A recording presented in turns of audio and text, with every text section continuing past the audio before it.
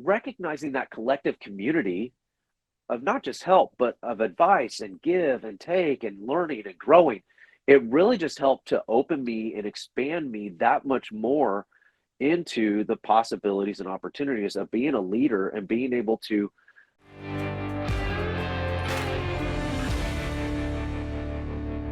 Well, welcome to the True Man Podcast. What does it take to be a good leader in life? You know, there's obviously a lot that has been written and a lot said around the topic of leadership. And since that's the case, why aren't we all fantastic leaders in life? Shouldn't we know by now how to be the very best? Well, let's find out today. Welcome to the True Man Podcast, Chris Tice. Now, Chris is the CEO of Eaglefire Enrichment, a speaker, an author, and a fellow Board of Regents member at Givers University. And of course, Chris and I do a live podcast every Monday you need to check out called True Leadership. Chris, we finally got you on the show. Welcome to the True Man Podcast. Oh, thank you for that introduction, Mike, and thank you for having me on. Yeah, finally. That's okay, because we're busy in life and we're doing life, and there's a lot clamoring for our attention these days. And it's interesting when we talk about leadership, and especially on the True Leadership Show, and even listening to this podcast. For those listening, I do listen to this on a regular basis, and so many amazing guests that Mike has had on, and so for that, Mike, I'm honored and grateful to be here. But I think one of the biggest things with leadership is, you posed a very strong and what can be considered a very deep question. And, how come we don't have more amazing leaders in this world? But something that you said is, with all the tools and all the resources and all the experience and all the knowledge and education that surrounds that one word, we're not using it. Yeah. We're not using it. It's very sad, because I've seen so many people who have had such great potential, but because they either didn't have the resources, because someone with them, above them, however you want to look at it, didn't give it to them, or they didn't seek it on their own, which I think is paramount to being a good leader. Sure. Is seeking it yourself. You got to take your own individual responsibility. But at the same time, too, also not utilizing it correctly. One of the discussions that I had quite a while ago is, I started off our talk with, anyone can be a leader. Doesn't mean they should be. And this particular person brought up, he goes, "So what about Hitler?" I was like, yeah, that comes up a lot. Why do people go there? Because here's the thing. Hitler, from the standpoint of gaining followers, did his job. Yeah, he did. As crappy as that sounds, it's very true. He did his job. He got a bunch of people to follow him.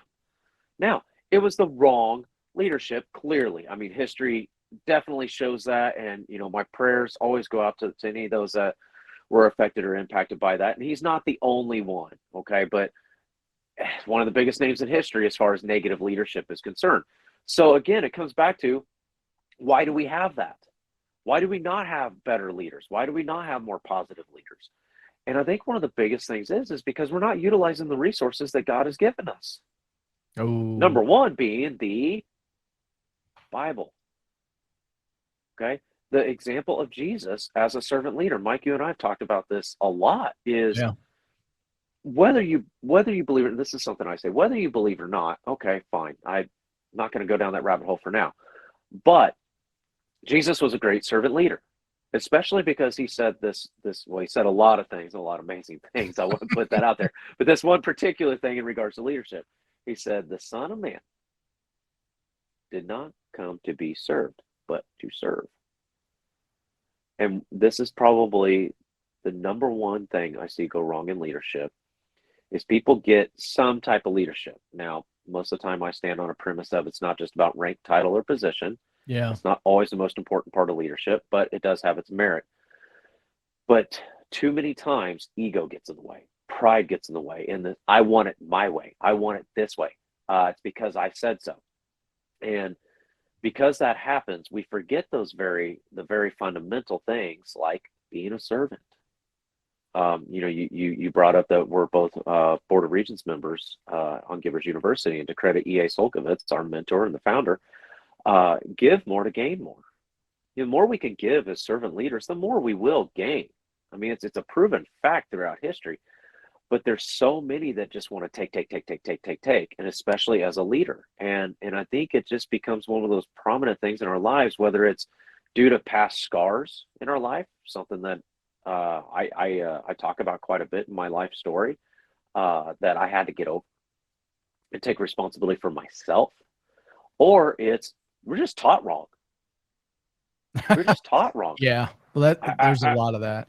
Yeah, there's a ton of it. One example I use is, and this happens all the time, and sure, I'm going to jump on the rank tunnel position for a second, is someone gets promoted, and the person that once was their boss just got promoted to the next new position. And they come in with this stack of papers, they set it on the desk, go, here you go, and they start to walk off.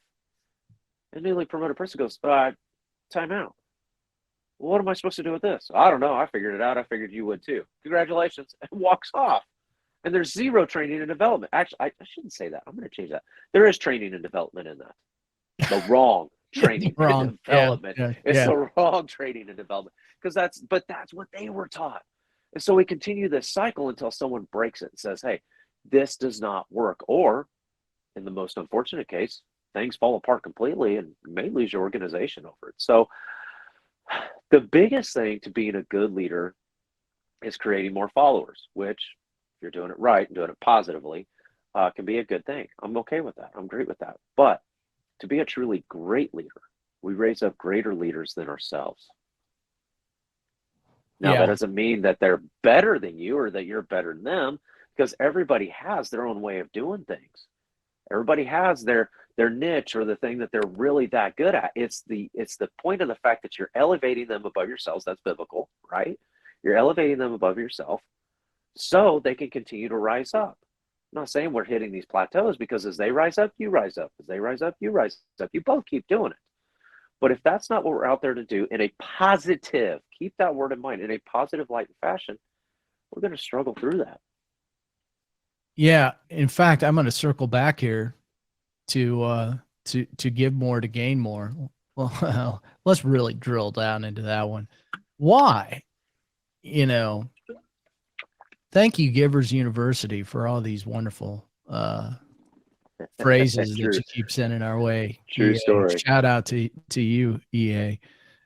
Give more to gain more. It feels a lot like our culture anymore is, I want as much as I can get for me.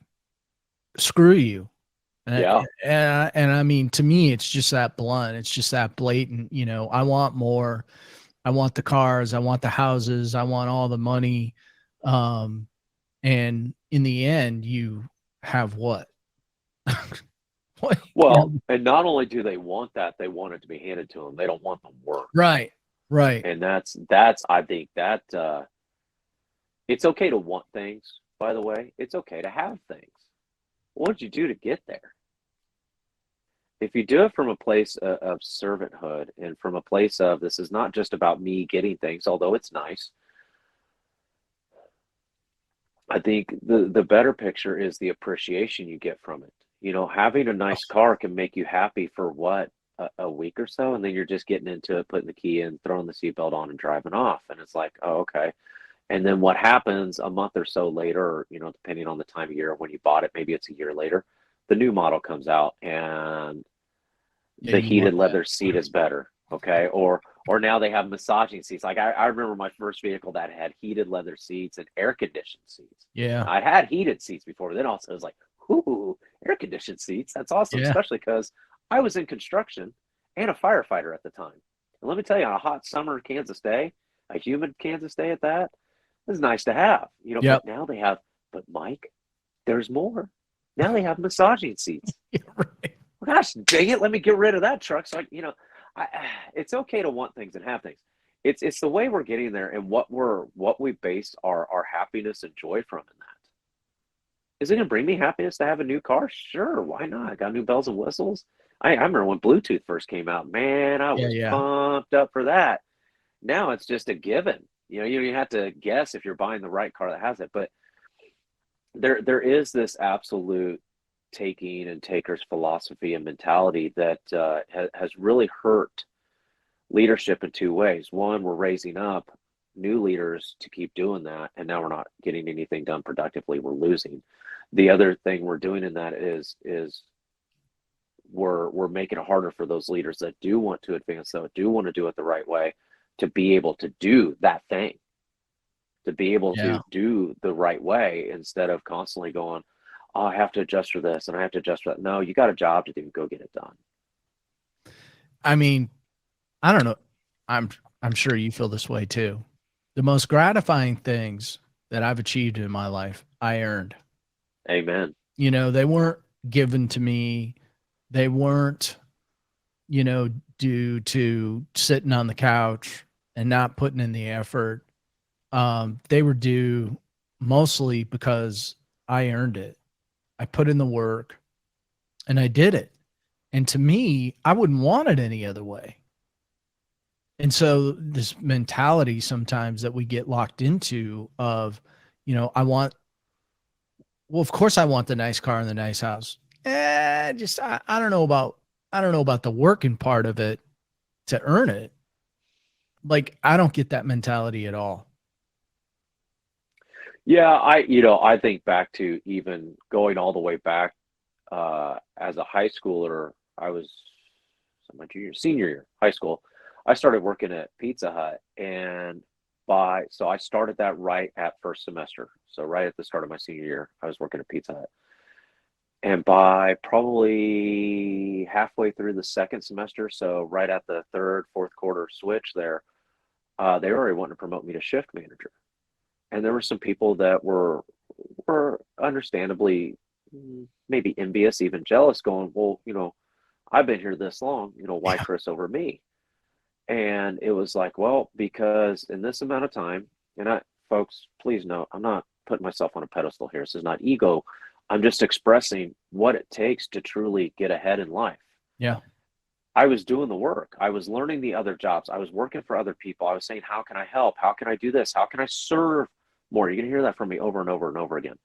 Is what can I do to make everyone around me better that also makes me better? And that was a huge part of why I was getting promoted so quickly. That said, it was fast food. It's not that hard to do either. And that's not a knock. That's not a knock on.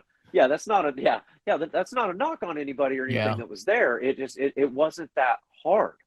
But what it taught me in that moment was the harder I work, not just to work, the harder I work to help others be better, which makes me better, the better results I'm going to get. So moving ahead, when I went into sales, I was getting more in sales. I was getting more in commissions. I had happier customers. Why? Because I was serving them better. When I made it to the fire department, I knew it was going to take even more work.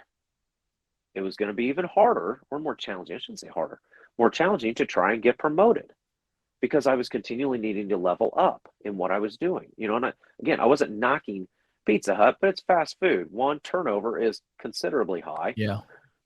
But also it was a pretty simple job to do in comparison to, as I kept going and now looking at being an entrepreneur. And, he said he's the CEO of Eaglefire Enrichment. Ooh, I'll tell you what, that's been some work. Yeah, I know. Because I launched myself as a public speaker and a public in-person coach. And hey, I'm going to be coming knocking on your door a month before they shut down the world. And knew nothing about technology and Zoom calls. And of course, now we're using Meeting here, but I didn't know anything about that stuff. I had to literally stop everything for a couple of months and learn technology. I had to learn social media. But that's just it, is you have to, no matter what, we're going to circle back to the fact that you have to be willing to do the work. And what's that work going to be? Now, I think this is also key, Mike. And this is something that I appreciate in you, in our brotherhood, and in what we're doing together, talking about givers and other aspects of things we've done together, just in life, just chatting, is don't do it alone. Yeah. Don't do it alone. Ask for help. Use the ask method. I always preach on this. I've done a lot of things. I was a youth pastor for 17 and a half years. And one of the things that I told the kids, and I told adults too, was use the ask method. People, what do you mean ask method? Ask, seek, knock. Ask, seek, knock. God just gave it to you. Use the ask prayer. And they're like, what do you mean? I was like, ask, seek, knock. Write it out. They're like, oh, yeah, it's an acronym. God gave it to you, made it easy for you. It's just ask for help. For those that want to go fast and just hit it quick, go alone. Don't steal my platform. On now. You want to? I'm not. We're I forgot the word I want to use there. But if you really want to go the distance and you truly want to be successful and great, go together. Go with other people. Go with like-minded individuals that can help you along the way. It's something I appreciate in our friendship and brotherhood, Mike. Is it's, hey man, what do you think of this? Well, if it was me, I'd maybe approach it that way. Or hey, could you help me get through this? Yeah, absolutely. I'm there for you. Hey, could you pray for me? We don't. That's the other thing is we overcomplicate things. We overcomplicate things. We really do. And we're doing some strategic stuff together, and it's not unusual for us to like send a text back and forth or an email or break off a phone call real quick and say, hey, I'm doing this. Did you talk to this person? Did you do that? And that's what leaders do. And quite honestly, I like it that way because then it makes me feel like, I'm not isolated. I know somebody's got my back. I know I can bang an idea off, you or whatever, and it's safe. And, we handle what we need to handle and we move on to next. And there's so much value in that. And I feel like a lot of people miss out on that while they're trying to just do life on their own, do work on their own. And, that's a very isolating way to live. And, my advice to people is, listen, if you don't like who you need, can go to for help, maybe you need to change something. If you don't like your team, do something about it, and think it's that. It amazes me how people will live in their own misery and not take action, because what I found, Chris, is there are a lot of giving people out there. There's a lot of people that feel the way we do. Sometimes that means you have to go through a lot of people in order to find them too. Sadly. Yeah. And to your point though, well, several points there. We'll stick to the people part. Is I've met some absolutely amazing people. I really have, and they've helped me get to that next step. And that next step may be what I'm doing in my business, or maybe it's how I'm interacting with people. Or, hey, did you ever think about doing this as a part of one of the programs or speeches you did? No, I didn't. Thanks for passing that on. Or maybe it is, hey, for a time, yeah, we were together. And don't get me wrong, some of these people we still chat every now and again. But it's not continual talks all the time because it was for a time. But there are also those connections are going to be for a lifetime. Ours, I believe, is one of them. And I have some other people that are in that inner circle or junto of my life that gives me that. But the biggest thing, and this is like my number one, even though I say that a lot. But this is most paramount, is the communication. That word is pivotal in leadership. And listen, we've been speaking quite a bit towards more the organizational side, the management side, executive side, things like that. But you really want to make a relationship last, you got to communicate. You have to talk, whether it's asking for help or bouncing ideas or having those tough conversations. Like I said, we've been speaking a lot to the organizational side of leadership, but it's life and leadership in life. It's not just in business. It's not just at work. It's at home. It's in how you interact with your neighbors. It's at your churches, your organizations, clubs you may be a part of, networking, whatever. You look at a marriage that's broken. Number one thing that always comes up. I have a educational psychology background. I'm not licensed or anything like that. But in the classes I was taking, that was always the most paramount thing that would come up whenever we would do case studies or interactions back and forth, learning from the books, all that kind of stuff, was communication breakdown. It's the number one thing. And that happens everywhere. It creates chaos and crisis everywhere we go. And you see so many of these marriages that are just hurting, and you start talking to them or get them talking, and it's, well, I'm mad about this. Well, I was mad about that. Is this the first time you two have ever said that out loud?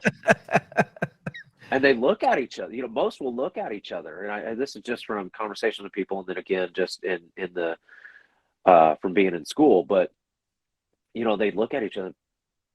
Yeah, why? You just found your problem. Well, oh yeah, because I was mad about it. No, it wasn't because you were mad about it.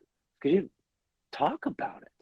Same thing with our kids. Your kid comes home from a bad day as a parent, and you're looking at, oh, what's wrong, buddy or sweetheart, boy or whatever, and I don't want to talk about it. Oh, not in my house. We're talking about it, and I'll give them their space. I'll give them their time. I got a 7-year-old and now a 6-year-old. At the time of this recording, my daughter's birthday was yesterday, and she. My 7-year-old, he'll chat it up and just likes to scream and yell. And yesterday was, like I said, her birthday, and I had stepped away. We do homeschool, and they have a homeschool PE program, and I'd walked away for a little bit with my father-in-law because we were just walking and talking because it's nice outside. And I start walking back, and one of the moms of the other kids comes up and goes, "Oh, we were coming to find you." And I said, "Let me guess. Emma." They said, "Yeah." And she is over there by the dugout there playing baseball. You just see it in her face. I was like, "Oh, this is gonna be fun." And I walked over to her and I said, "Sweetheart, what's going on?" And she goes, "I hate baseball." It just loses it. Just loses it. And I was like, "Okay, there's more to the story, sweetheart. There's more to the story." "No, there's not." And I was like, "Yes, there is."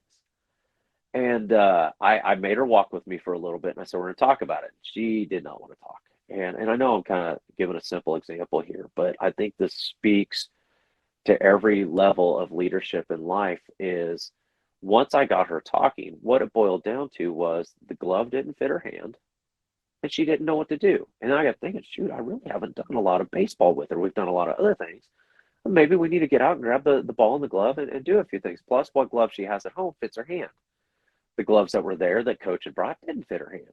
But it had nothing to do with hating baseball, because once I got her to calm down and got her to talk about it and realized, hey, change this and this, you'll be fine. Next thing you know, she hit the ball, she runs to first base, and she had a great time with her friends. But until we talked about it and communicated the feelings that were going on, if I hadn't done that, she's may 24 hours later still be standing there mad in the cold, because it's cold now today. So we don't do that as spouses. We don't do that, as friends. We don't do this at the workplace. We don't communicate very well. We may talk, but we don't communicate. And I think that's a huge failure in leadership that is happening today that really needs to course correct in a quick hurry. Yeah, I think that some people may view it as a risk to have those deep conversations. Sometimes I don't view it that way. No, it's if you do it right. Let me yeah. No question.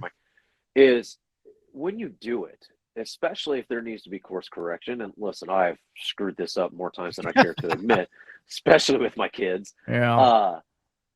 But when you slide in with grace and mercy, when you slide in with compassion, when you slide in with kindness, even though there may need to be some sternness or some toughness in your voice or in the conversation that has to happen, if you don't come at it with anger, if you don't come at it with fear, which fear ultimately can lead to anger, or as my kinesiologist says, Dr. Craig Farney, he says, anger is usually a past sign of something that makes you sad.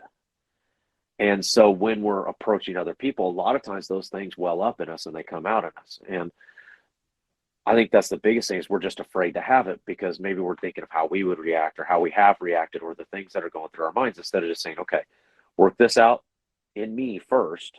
Yeah. Think about it for a second. Take that breath. Take that minute to just, okay. And then go approach it with grace. And you'll see a total change in how you appreciate your life and communication with the lives of those around you. Well, yeah, and coincidentally enough, I think we let that stuff wall up. And so commonly, when we talk about leadership, people think about, well, you're talking about leadership on the job. I'm talking about leadership, period. Like, yeah, because how you show up at work is probably how you show up at home. It's probably how you and show vice up with versa. your friends. And so I don't want to gloss over that, quite honestly, because I think it's really important. Because if you show up angry, for example, in one area of your life, chances are it's going to bleed over into the other.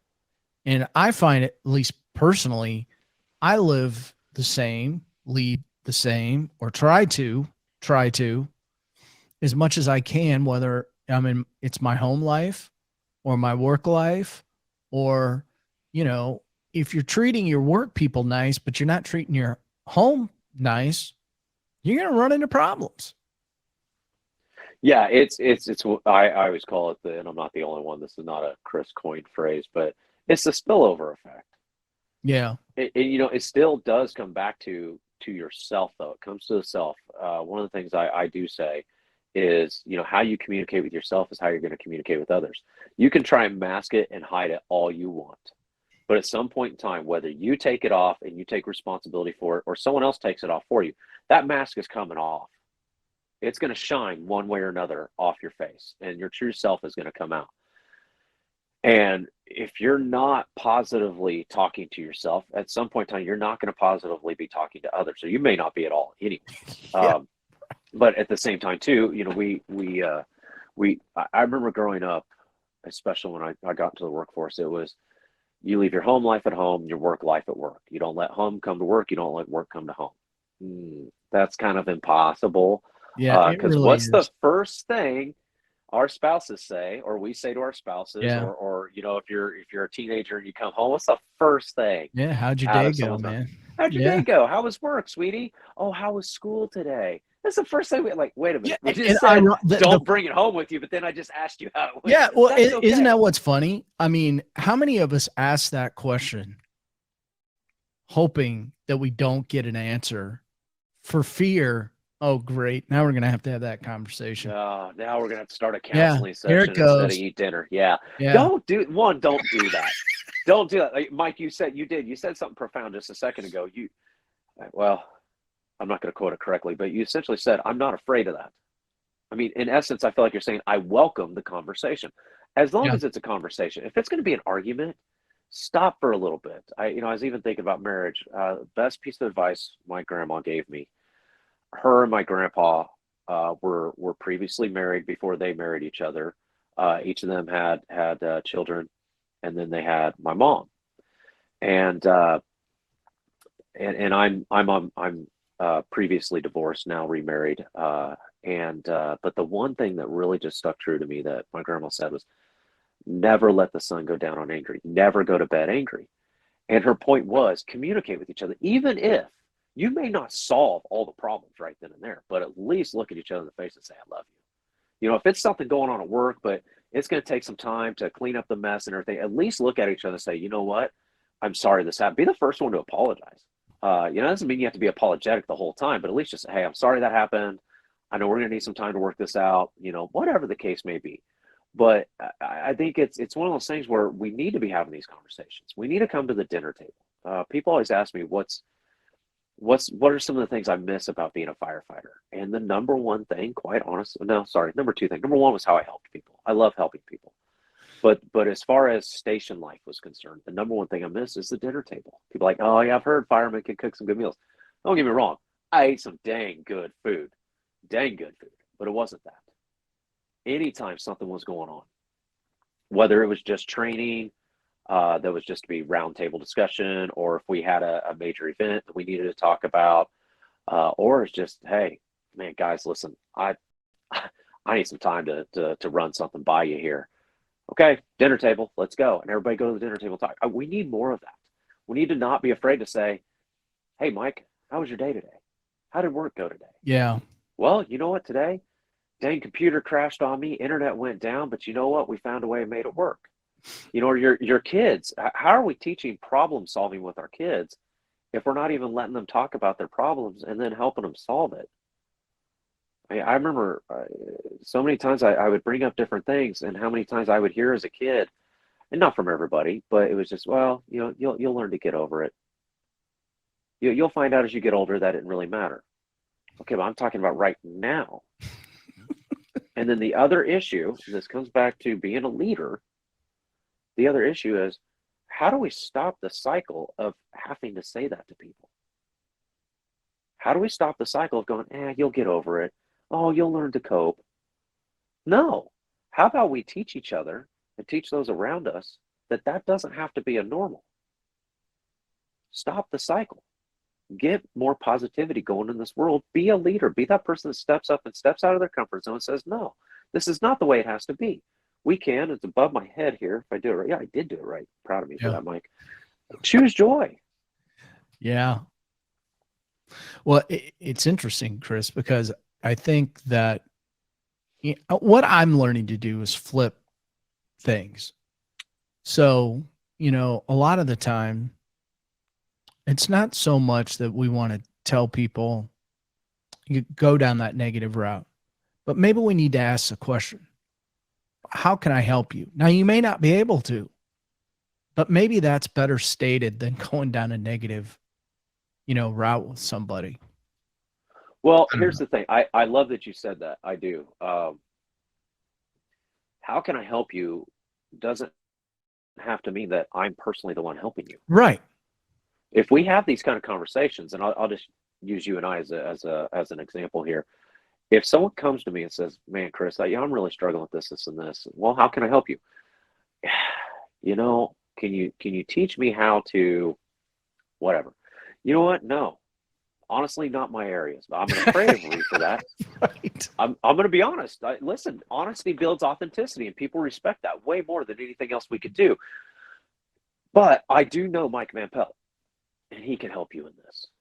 He could guide you in this, and vice versa, or, whoever. I always tell people leaders are resourceful. Be a resource for somebody. Yeah. If it's not something that, listen, people come to me, Chris, can you help me with my social media page? I see you posting different videos and things. Oh, you want me to help you? Too. And when I say you want me to help you, it's not you, it's me. That is not my mainstay. Now, I've learned a few things, and I can get you there basically. But if you're really wanting to get technical, or how to post this or how to post that, or what's the right amount of hashtags, or how do you put stickers and captions and all that stuff, I'm not your person. But I do know several people I can send your way or send you to that will help you. And now I'm helping multiple people. Not only am I helping that person, I'm also helping those other people continue to build their business or build the thing they're doing. Yeah, it's a win-win. It's a win-win for everybody. Yeah. And here's the thing.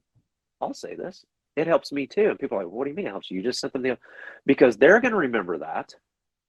And when it is something that I do work on, or I coach on, or I can help fix, guess what? They're going to send them my way.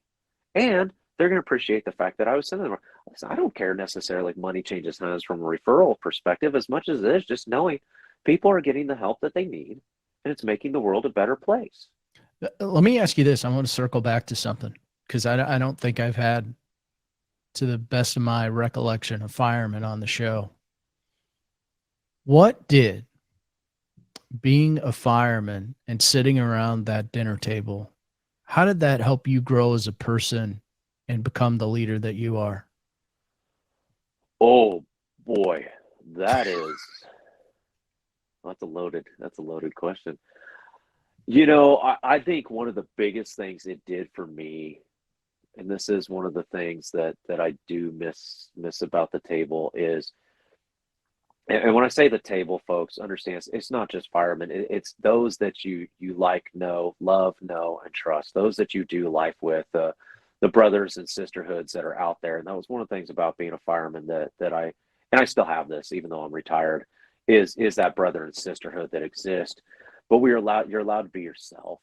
You're allowed to be open and authentic.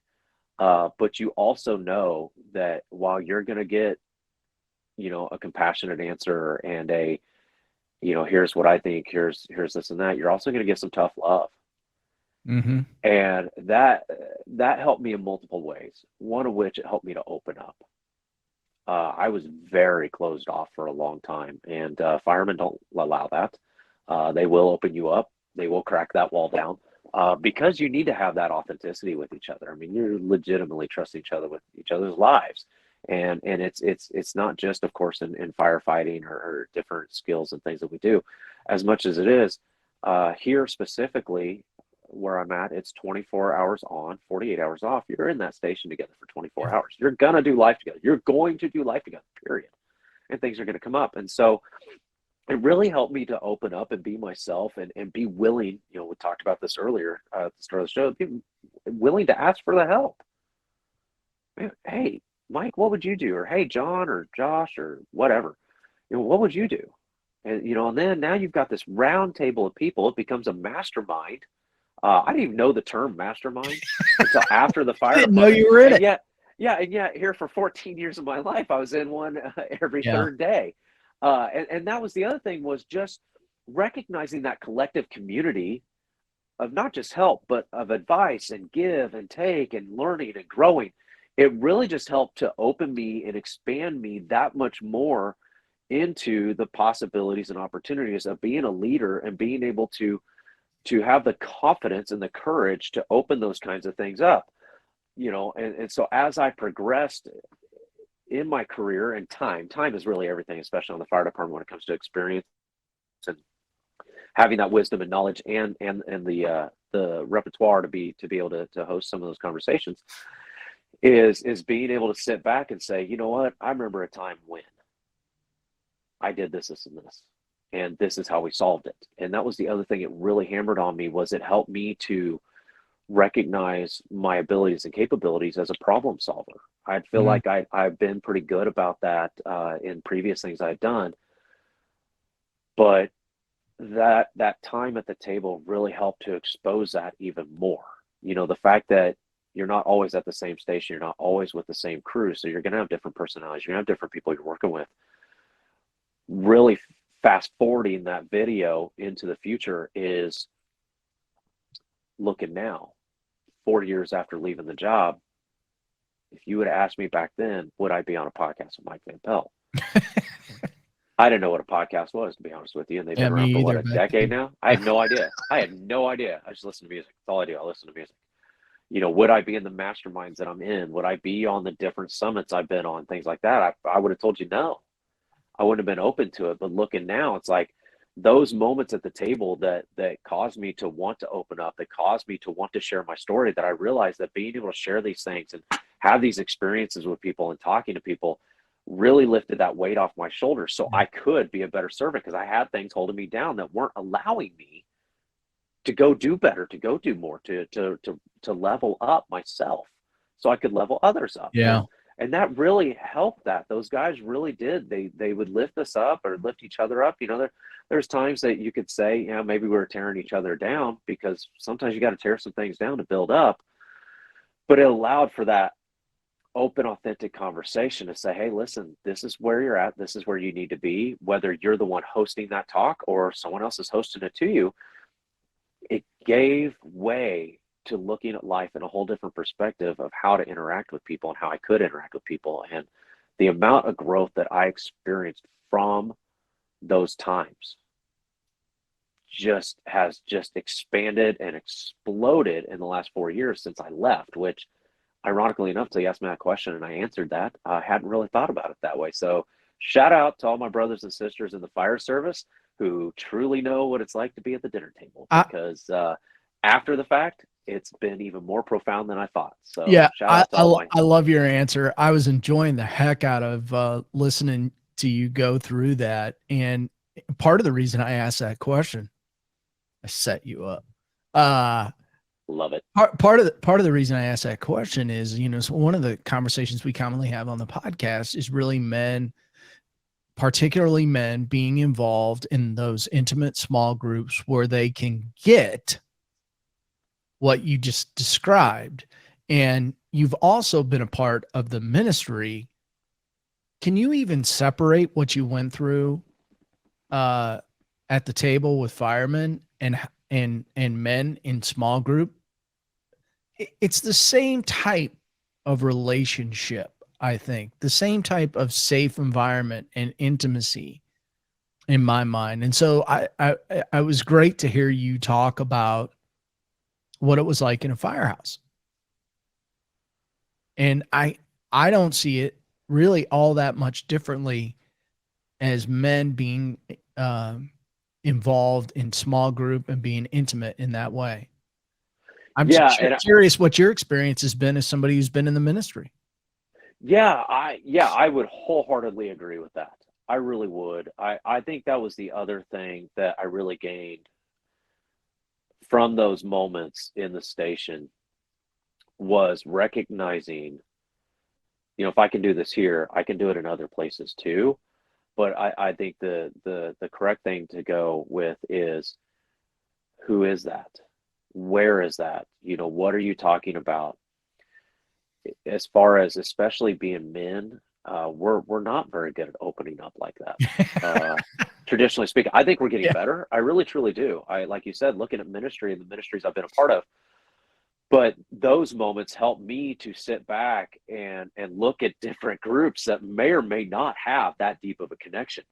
Say, okay, guys, and it helped me to be able to be a better facilitator. I think is one of the things that being a fireman and being in that environment helped me, as I've become a better facilitator for those tabletop discussions, but also allowing for the different vulnerabilities that could come up and just showing guys it's okay to have that emotion. It's okay to have that feeling. We all have them, but bottling it up and keeping a tight lid on it, you're going to explode at some point. Like, it's going to happen. The Mentos are going to take over and they're going to explode that Coke open. Okay. It's going to happen. You're going to boil over. The lid's coming off the pot if you don't change the temperature. Right.